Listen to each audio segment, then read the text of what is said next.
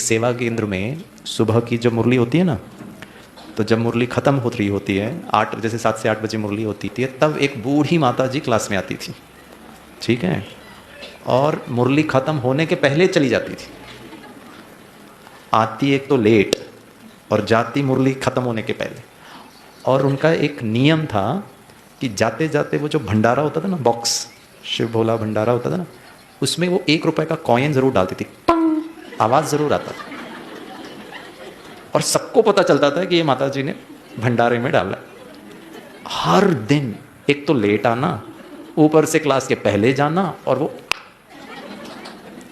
तो भाई बहनों ने वहाँ के जो निमित्त थे, एक भाई साहब थे, दीदी भी थे, उनको कहा कि ये माता जी को थोड़ा समझाओ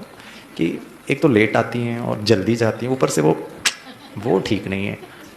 तो भाई साहब ने कहा ठीक है मैं बात करता हूँ। तो एक दिन वो माता जी को रोका, उन्होंने बोला आपसे बात करना है। तो जब उनसे बात की कि भाई आप एक तो लेट आते हो, ऊपर से जल्दी चल, मुरली ख़त्म भी नहीं होती उसके पहले चले जाते हो, वो तो फिर भी ठीक है, ये जो लास्ट में जाने के पहले वो 1 रुपए का जो कॉइन की जो आवाज़ है ना, वो शायद ठीक नहीं है। तो वो माता जी ने कहा कि तो मैं क्या करूं?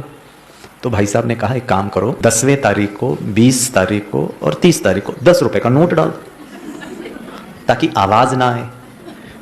तो वो माता जी ने कहा भाई साहब मैं तो माफ़ी चाहती हूँ, मैं लेट इसीलिए आती हूँ क्योंकि मैं सुबह सुबह उठकर जो ठेला होता है ना,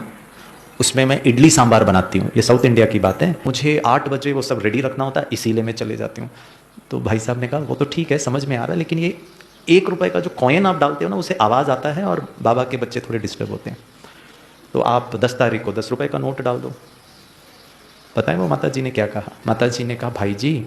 गुरुवार का भोग मैं खाती हूँ, आकर के सेंटर पर बैठती हूँ, वो कुर्सी का खर्चा, जो बिजली चलता है, पंखा चलता है, उसका खर्चा, मधुबन से जो मुरली बाई पोस्ट आती है उसका खर्चा, अगर मैं 8 तारीख को मर गई, 8 दिन का खाया वो सर पर बोझा, वो कौन आप दोगे? वो भाई साहब ने जब सुना ना, भाई साहब हिल गया,